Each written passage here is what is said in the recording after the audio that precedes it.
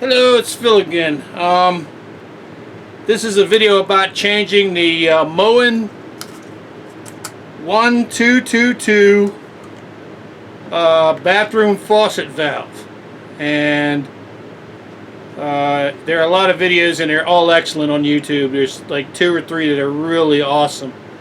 And I looked at them, I watched them, and I prayed to God I didn't have to go through what those guys went through. So I'm going to give you my tips on what I did so it wasn't a nightmare. Okay? What this valve is this piece right here. Okay? And it slides into the fitting behind your handle. Okay? Well, what you do is, first off, turn all your water off. And then you, excuse me a minute, I got to wipe my snoz. Anyway, you turn your water off and you start disassembling it. You take your handle off, keep your parts. There's a collar that slides off. It's got a little like notch and it's a stainless steel collar, and it slides in a slot in the cover. There's a cover that's usually on these things, a big cover, and they call it an escutcheon, but it's a cover. It's got 2 screws on it. And I've seen on YouTube where people have replaced this without taking that cover off. I had to take my cover off. So anyway, I took the screw off, took the handle off. I looked and there's a key. There's a little key that slides down like this. And that's what holds this in the pipe. And you will never remove this unless that gets pulled out. Well, I couldn't get to it with the cover on it, so I took the cover off and found out that the geniuses who put the tiles in this bathroom before I bought the house, they tiled down so far that this key slot would not come straight up and out. It had to come out at an angle. And this becomes a problem later, but I managed to fight that key off. Okay? What I noticed about these pieces, and you can't see it here because I've drilled them off, is that there's a tooth here and a tooth here. And that goes into a slot, a brass slot that keeps us from spinning when you use the handle.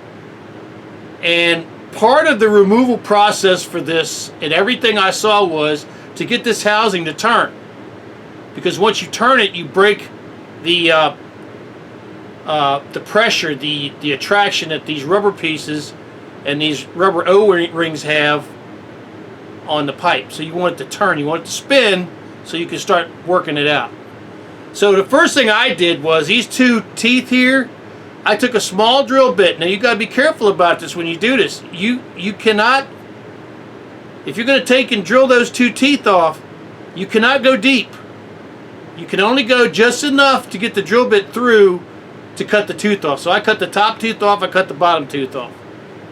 And then, I tried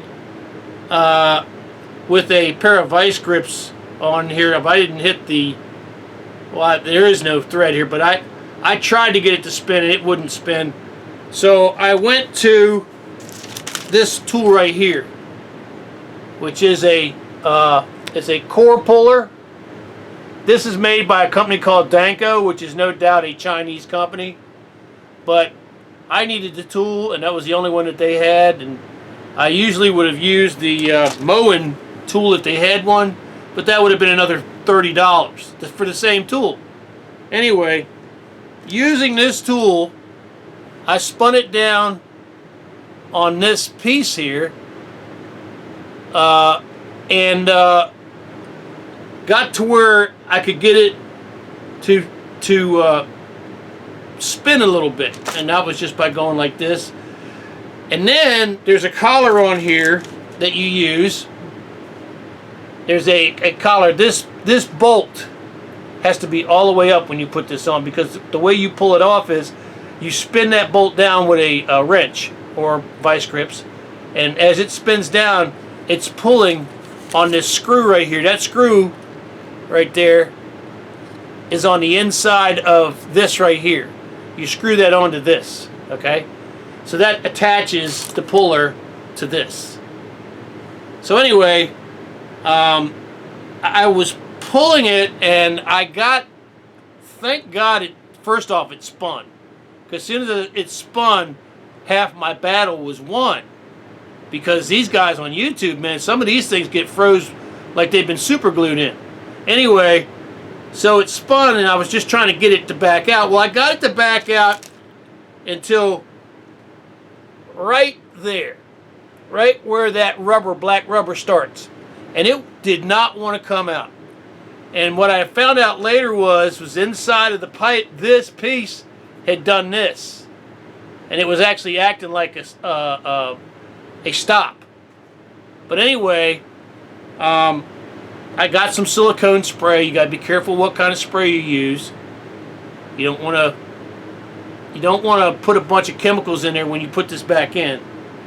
So anyway, I got some silicone spray, and I kept using the puller gently. One thing you want to make sure is don't get in a hurry. Don't pull this out. My cat's rubbing on the tripod thing there. Don't pull this out if you can help it, because once you pull this out, it becomes a colossal pain in the butt. So I was going slow, and I got a pair of vice grips. I had the puller on like that, and I got a pair of vice grips on this piece right here that was out of the pipe end, and I put the vice grips on there, and I was helping that with the puller as I was trying to pull on the back of the puller and try to pull the thing out. And I got it moving pretty good, but it absolutely would not want to pull out. So I took the vice grips off, and I worked with the puller a little bit more, and I worked with this for, God, I guess a good 45 minutes to an hour, because you got to be careful. You don't want to break the pipes in the wall.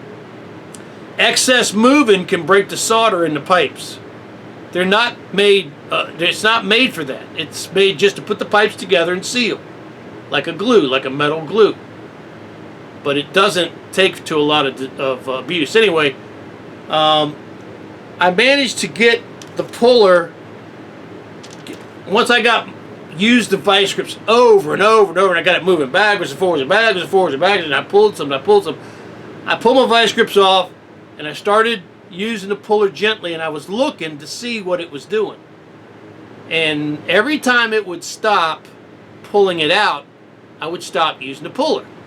And I would back that big nut back up, and I would put my vice grips on, and I would work it a little bit, work it a little bit, work it a little bit, take my vice grips off, put the puller nut back down, and it would move a little bit more, move a little bit more.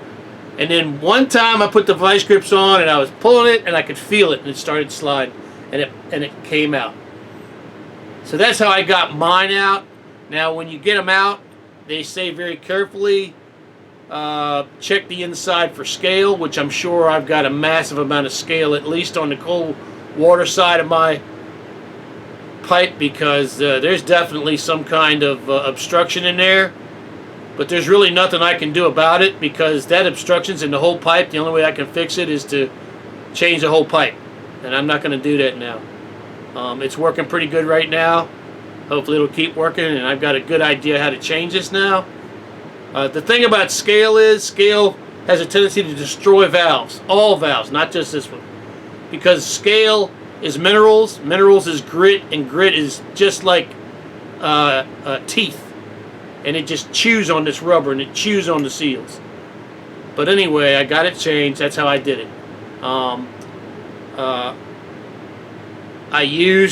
If I did not have that core puller right there, I would have not got this out.